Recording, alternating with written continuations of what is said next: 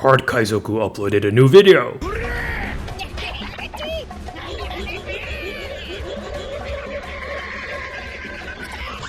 Video. Car D Kaizoku. Patreon. This video is sponsored by Card Market, Europe's largest online marketplace for trading card games. Right, we have an interview here today with Richard Chen, who got third place at the NA Championship Nationals. I've been accused in the past of being a Zoro simp on my channel, so it's only fitting that I interviewed the Zoro that got third place out of 2,000 players at this event. So, would you like to introduce yourself? Yeah, sure. Hi, my name is Richard Chen. I'm from Canada. I main Zoro. I've main Zoro for the past few sets only because I just find it so strong in like so many situations. Yeah, I agree. That's the same reason I like Zoro too, to be honest. So, if you could, would you please show us a deck breakdown of the deck that you won with? Yeah, for sure. I'll start off with one cost, and then we'll slowly break it down to the higher cost. So I have two Nico Robins here. Actually, I will turn it to face the camera. Two Nico Robins. 3 Buggies. Buggies is the search engine for all my events, but because I don't have too many events, I limited it down to 3. 4 Namis.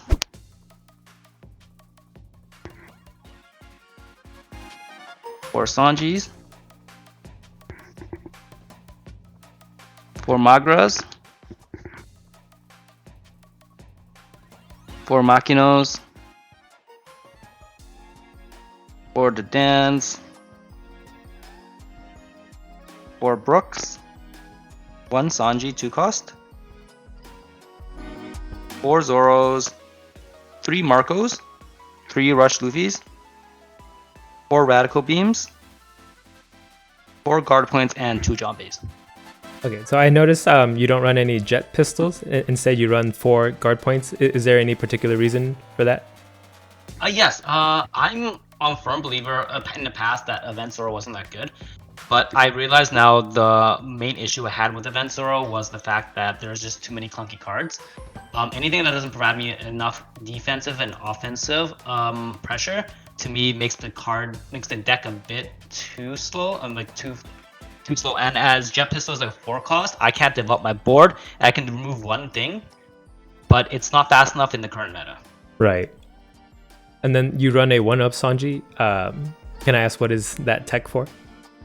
The tech is for pretty much anything I need both faster against. It's in terms of Dawn efficiency, it's the same as a Zoro if I want to swing 7.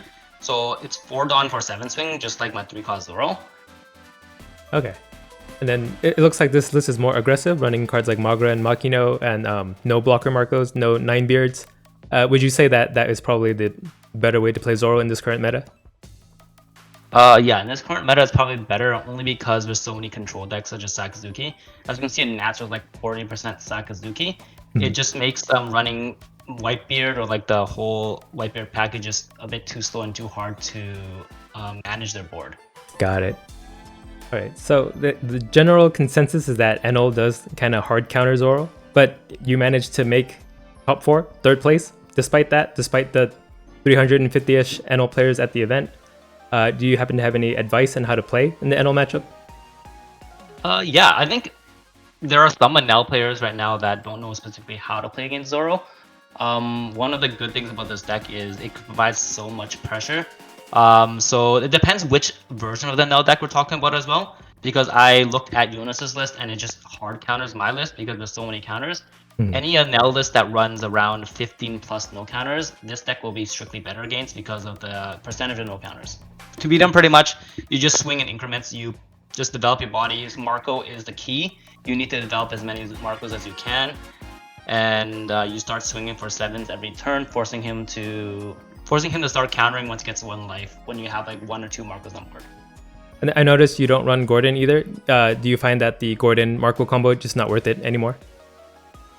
Yeah, pretty much it's too bricky. Gordon, you only search for it with the Dan, and it's minus 3k, but there's nothing in this current meta that I need to pop to gain board pressure. All I want to do is just go against almost every other deck. Right, makes sense. And then there's cards like Sabo and Borsalino that can't KO anyway. So yeah, makes sense. So what made you decide to take Zoro over every other leader, knowing that like I think pretty much everyone had low expectations of Zoro performing in this current meta? The main reason is because I think the spread for the matchups, Zoro is really good into almost every matchup. Besides, obviously, Enel. I accepted it. If I faced Enel, I had a lower win rate, but against Sakzuki, I feel very confident in. I feel like 50%, if not like 60%. Katakuri, I was also very, very favored because I'm so aggressive. P Luffy, I feel really ahead. Or RP Luffy, I feel ahead. And then any other like meta, like non-meta deck, I also feel generally ahead. Besides maybe Rebecca. Okay, so it was more kind of like a math kind of call, statistic kind of call. Pretty much, yeah. Okay, so yeah, third place out of a 2,000-person event must be pretty crazy. Must feel pretty hype about that. Can I ask, how did you celebrate that afterwards? Yeah, for sure. Me and my friend, we went out to Korean barbecue afterwards. It was, yeah, we just went to the Korean barbecue to have like a meal, and then we rested because most of us only got 3 hours of sleep. So it wasn't much of a celebration as we were all like kind of dead after the event. Was this your first time in LA? You mentioned you're from Canada, right? Yes. Yeah, this was my first time in the States. So getting such a big achievement, getting third place in like in One Piece was just, it felt kind of surreal to me. Nice. Yeah, it's an amazing achievement, especially with Zoro. I'm gonna have to ask you for pointers later because yeah, Zoro's still one of my favorite leaders, even though a lot of people are starting to switch to other leaders now. The next question I have is, so Richard Yam is another famous Zoro player. You're also now a famous Zoro player. Why do you think Richards make the best Zoro players?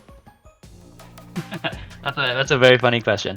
I think it's just the aggression with the name Richard. You know, we like to go fast. We just like to go burr, and we like to be as consistent as possible. I feel like Zora's a very consistent deck, so it allows us to perform the best that we can. Nice. And then, do you plan to continue playing Zoro into OP06, or are you thinking of trying to adventure into other leaders? I think in OP06, I will do some dairy crafting on Zoro. I know in the Japan meta, there was not many Zoro leaders even in 05, but if I can theory craft a deck that would allow me to perform better into like the most meta decks, I think there's a possibility I probably will play Zoro. Okay, yeah, and he does get some support with the film package, like the film searcher and then the film event, so could be some interesting space to explore there. No, definitely. I have already been experimenting a bit in terms of deck building, but nothing in terms of playing against other meta decks yet, though. Yeah, that were all the questions I had. Do you happen to have any shoutouts or any plugs to any social links that you might want to add to the video? Yeah, I want to shout out to all my homies that in Edmonton. Pretty much, they all helped me to perform as well as I did. I did a lot of testing with them. Specifically, shout out to my girlfriend. She supported me a lot through this. And then shout out to also all the local LGSs that I go to. Out there are here, Common Box, Taps, T-Spot, Top Deck. All of them are really, really nice. And last one, I want to shout out to Couch Potato TCG. And do you have any of your links that you want to share? No, I think right now the only link I have would be Couch Potato TCG. I think it's something that me and my friends are looking to start up soon. So okay. Look forward to that. Okay, yeah, and I'll have links to all those in the description below. You can find it there. Want to thank Richard again for taking the time out to do this interview for me. Yeah, interviewing is something that's going to be new to my channel, so probably going to be really awkward at first as I get better at it, but I'd like to thank Richard for taking the time out to help me get that started on my channel and for doing this interview at all. No, I really appreciate interviewing me. This is the first interview I've ever done as well, so I really appreciate it. Thanks so much. Car D Kaizoku.